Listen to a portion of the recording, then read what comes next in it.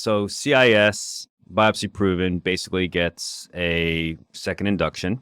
Of course, if there's anything remarkably concerning, that can be kind of, I guess, tailored. If it's a positive cytology without biopsy-proven, continue on with maintenance. The patient could be counseled that if they're getting a second maintenance at about a 50% response rate, that sounds about spot on.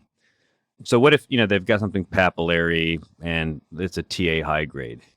Yeah, this is, after BCG, I think as I mentioned earlier, I do all of these with blue light cystoscopy. Now, we don't have it available in the office, but I think we're talking about already in the OR. So this is where I would do a blue light transurethral resection of a bladder tumor to ensure that I get all of that papillary tumor out and anything surrounding it. And I routinely see that there's either other tumors that were not seen on the white light cystoscopy in the office, on the surveillance cysto. And so I do think there is added benefit, and it's been shown as well with blue light cystoscopy.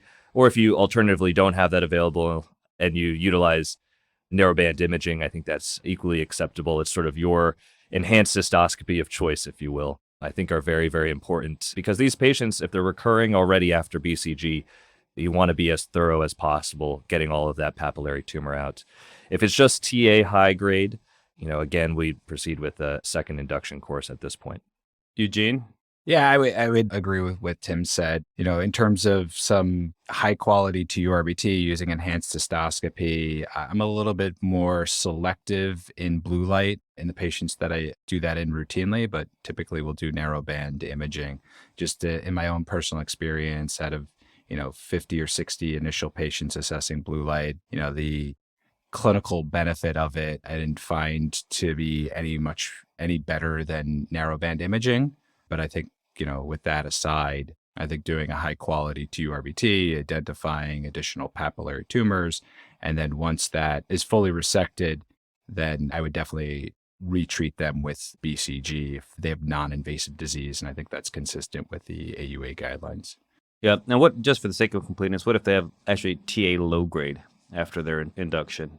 I typically would counsel patients that I don't think that's a treatment failure by any accounts for BCG. I typically just try to explain to them that the BCG is really good at eradicating high-grade disease, and the biology of a low-grade tumor is a little bit different. And those patients, if they demonstrate that they have, a low-grade recurrence, at least the initial one, I will typically post-BCG do in the operating room. But if they continue to have low-grade recurrences, which some patients do, those are things that I worry a little bit less about in terms of, managing that in the office, potentially with full duration if they're pretty small.